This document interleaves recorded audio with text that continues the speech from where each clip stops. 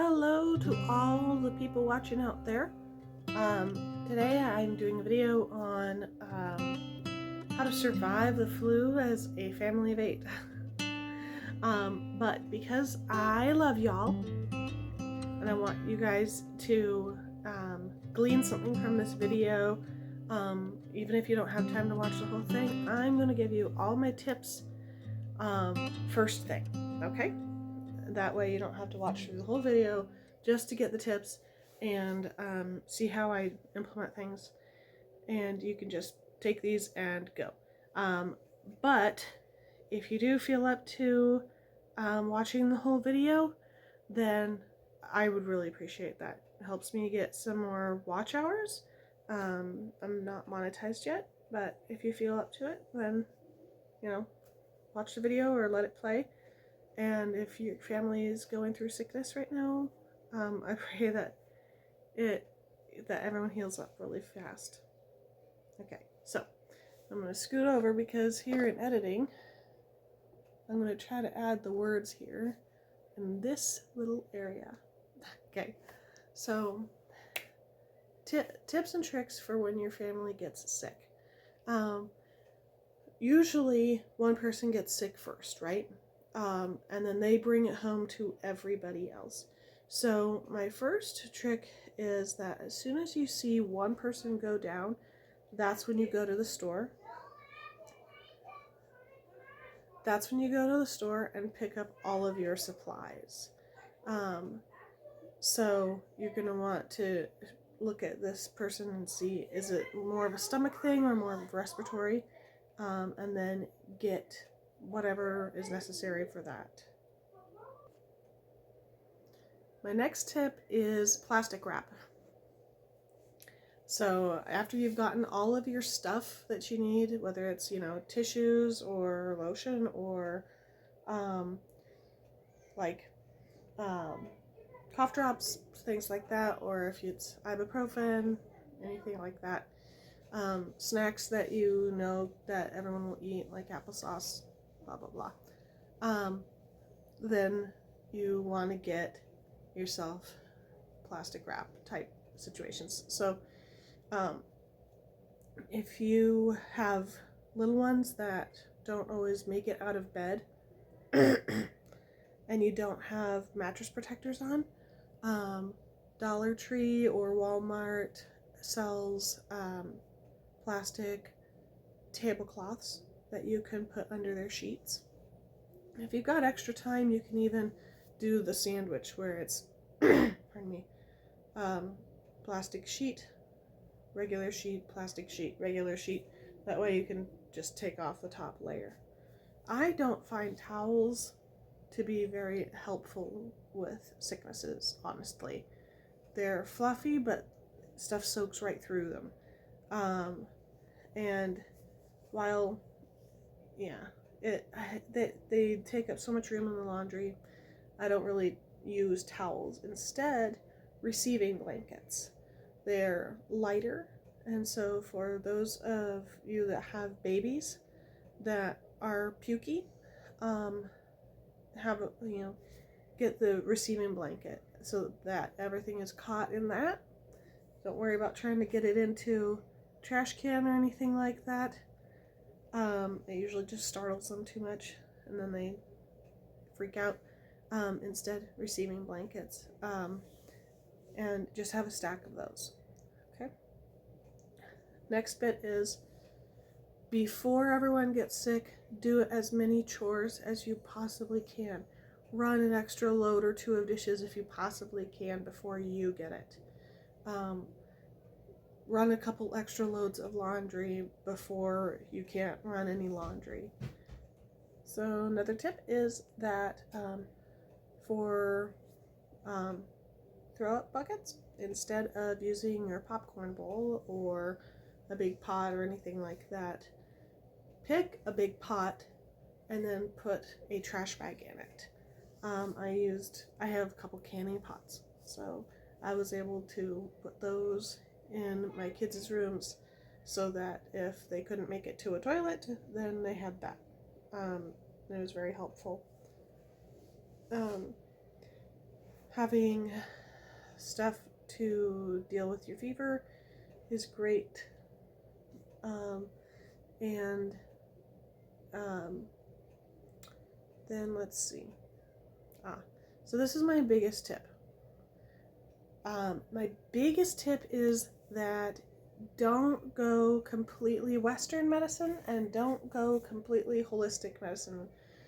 Don't try to be like super crunchy about it, and don't try to be super medicinal about it.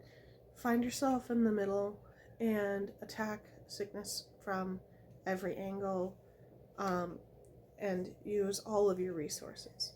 We do things like ibuprofen, Zofran, things like that. Cough drops with the menthol and all of that. But we also do grape juice and elderberry. We also do mullein tea, and mint tea and ginger.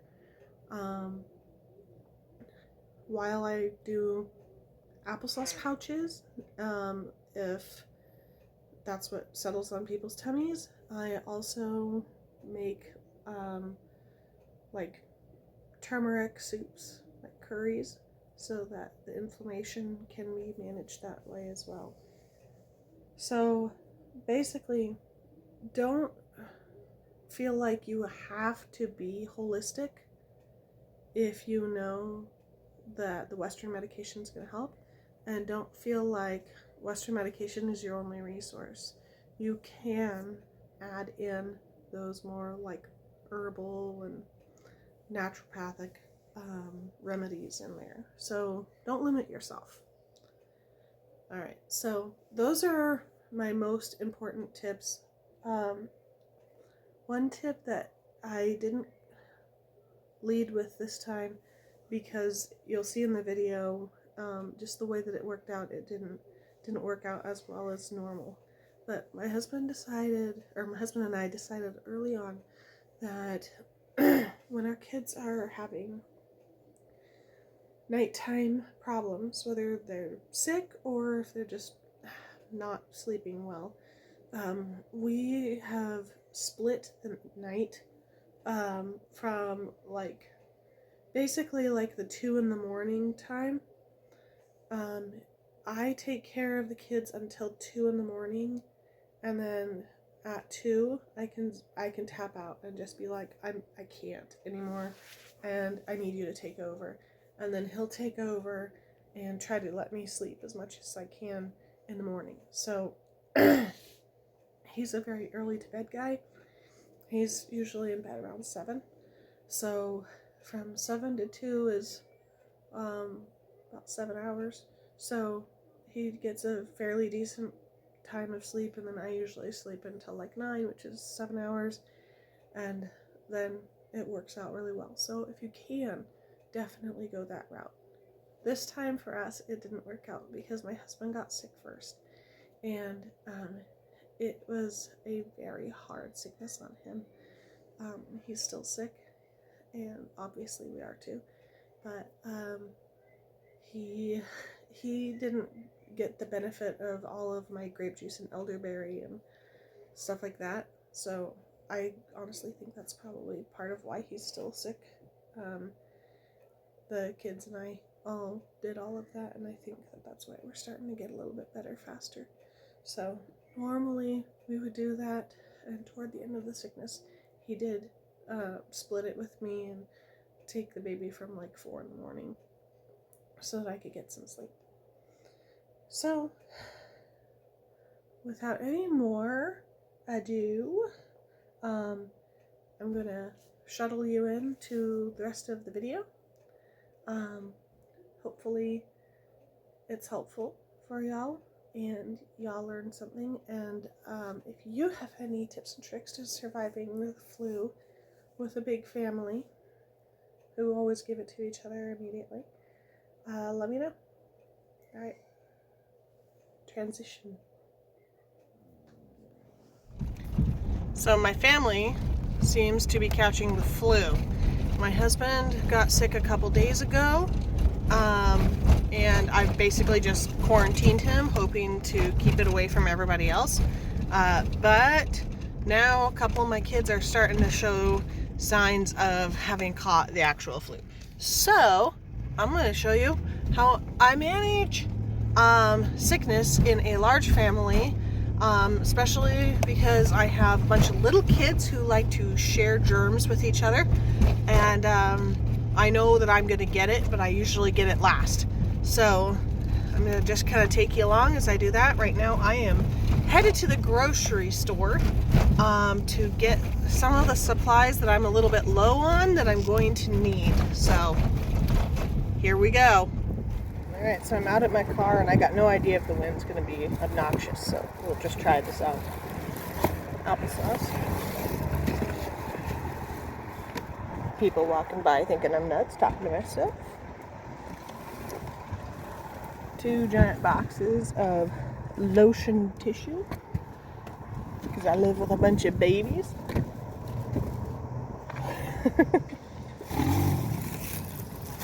Saltines and black tea, cheap black tea that my kids can make themselves. Big old dooley behind me. Rice, I've got jasmine and regular white because we're going to eat the jasmine. We're going to use the white rice to make rice bags. Cat food for the cat because she needs to feed her. She needs to eat even if we're not feeling well. 3 2-liter bottles of ginger ale because obviously.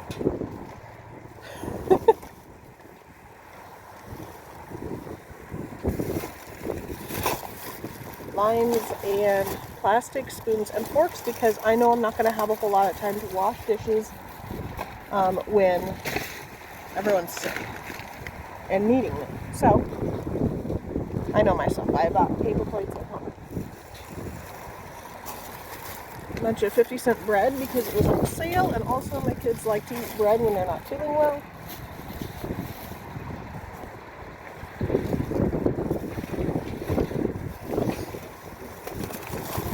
This is a whole bag of spices like turmeric, cumin, cinnamon, things like that. Lemon ginger tea. I've got lots of people staring at me right now. All sorts of stuff like that are going to be helpful for creating good, healthy broths. And then, of course, kids ibuprofen. Somebody's trying to back up. Hopefully they can make it by me. You got it, man? Ibuprofen. 2 giant bags of cough drops.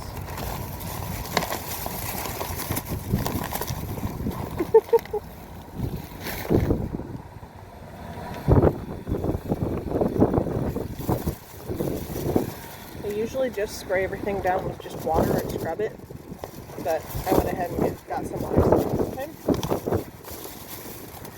And then I got the kids some stuff for keeping them entertained, bubble gun, and some magnetic letters. Keep them entertained in little uncomfortable circumstances. Alright, let's drive home. First thing I'm doing is putting pillows into these trash bags. Yes, I know, plastic in kids' beds is dangerous. You can see I am tying it on so that it cannot be pulled off in the middle of the night. I make sure that the pillowcases are extra long so that they can be tucked around the end. I've never had a problem with this causing any problems with kids in their beds, but please do your own due diligence and decide how you want to do that. So this first night that everyone's not feeling well, I made fish curry because it's Friday, and some rice. And people can just eat whatever they feel up to. There's lime if you want it on the curry.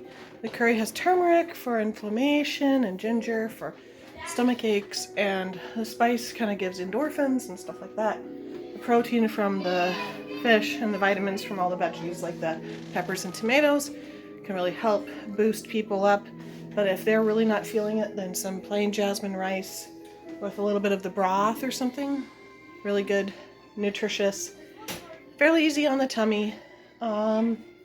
And so we'll see what people eat. I'm not sure what they are feeling up to, but that is going to be dinner for our first night of everybody's feeling sick, except Mom. Set up a little station. They get cough drops and a box of tissues and a bag for their trash.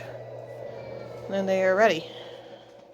So it's almost 6:30 and I've got everyone tucked into bed. They chose to do it themselves. I'm just nursing my little one and hoping everyone gets some rest. So I'm making sure that everyone had some grape juice that I canned and elderberry syrup that I made. Just mix it together. We do this as often as we can during sicknesses. It seems to help a little bit. If nothing else, keeps everyone hydrated. And I've got everyone in bed now. So I'm going to try and get a little bit of sleep before we have to do this all morning. Squad of vehicles with all-wheel drive and four-wheel drive is ready to take you on. Safety's the name of our game. Bundle up. Toyota. Toyota has 22 all-wheel drive. Good morning. I'm sick. My throat hurts. I'm tired. I slept 4 hours. My kids were throwing up everywhere.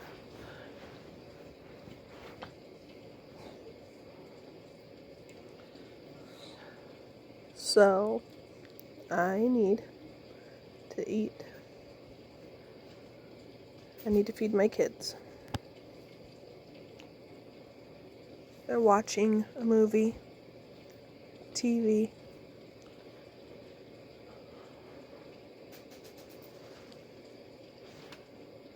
My throat hurts. My head hurts. Yep. Let's go. Need to wash some dishes. Gotta get these going so that we have clean dishes for this sickness.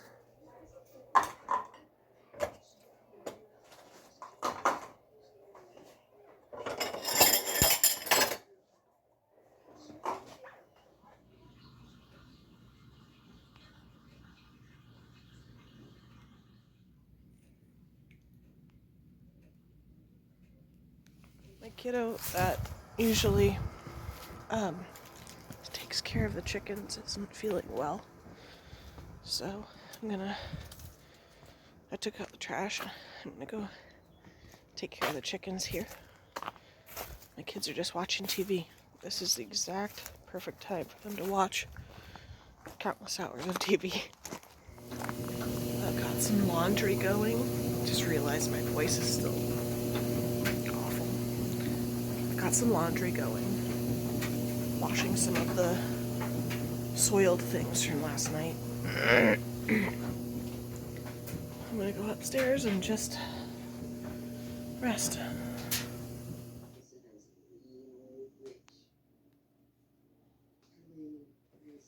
So I'm making an herbal tea with mullein.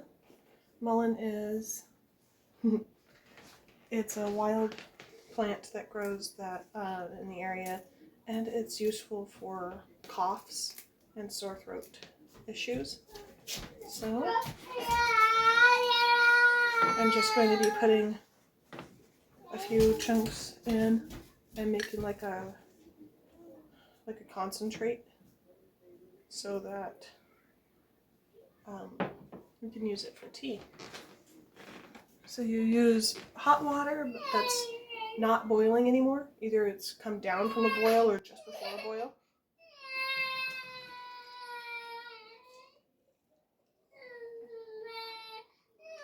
And then you can can see it's already turning bright green.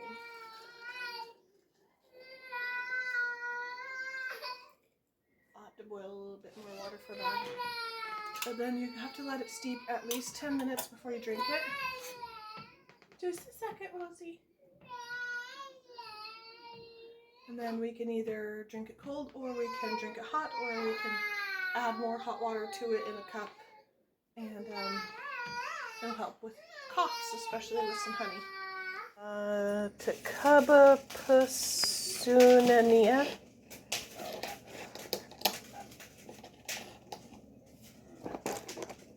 Takabapusanin.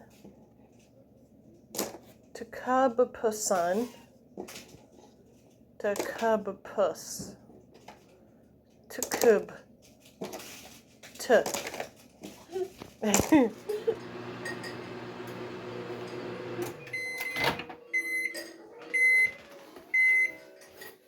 So this is, just a minute please. So this is a rice bag, and it's filled with just plain white rice.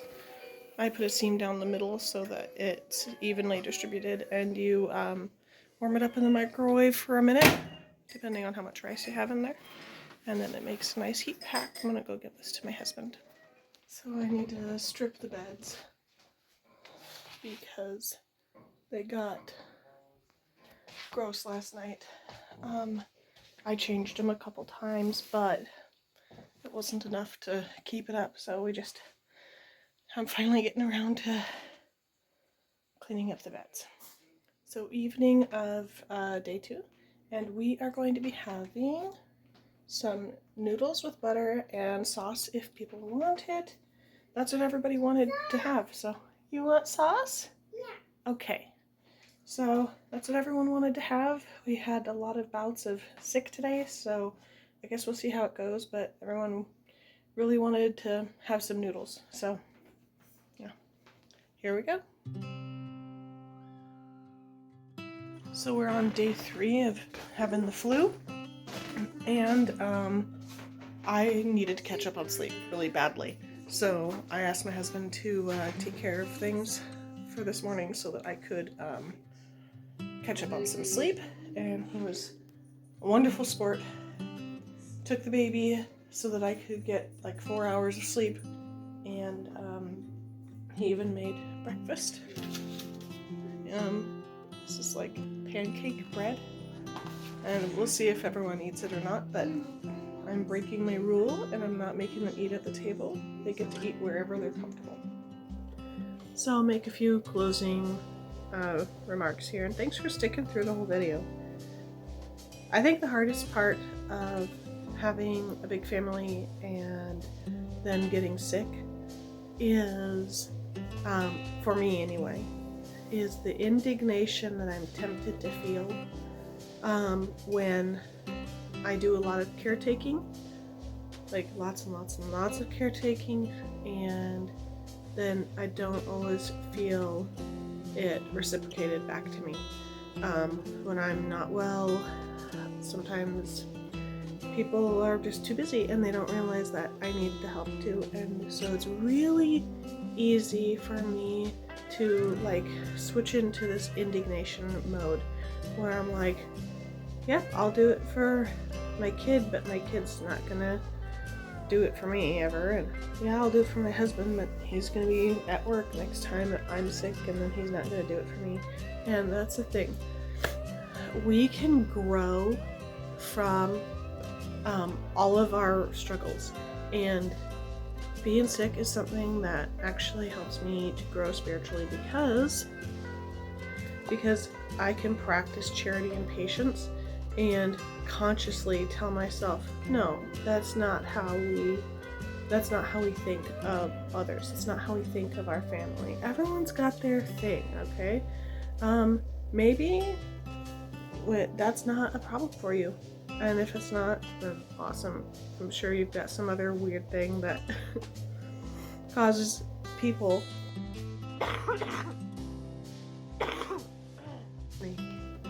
or causes you to stumble. As you can tell, I'm still sick here. But I do hope that watching how we manage things encourages other big families and teaches people, just a few tips and tricks on how to manage sicknesses. And just remember that Jesus is the great physician, and always remember to pray while you're feeling sick. Pray for health, but also pray for patience and charity. And yeah, until next flu season.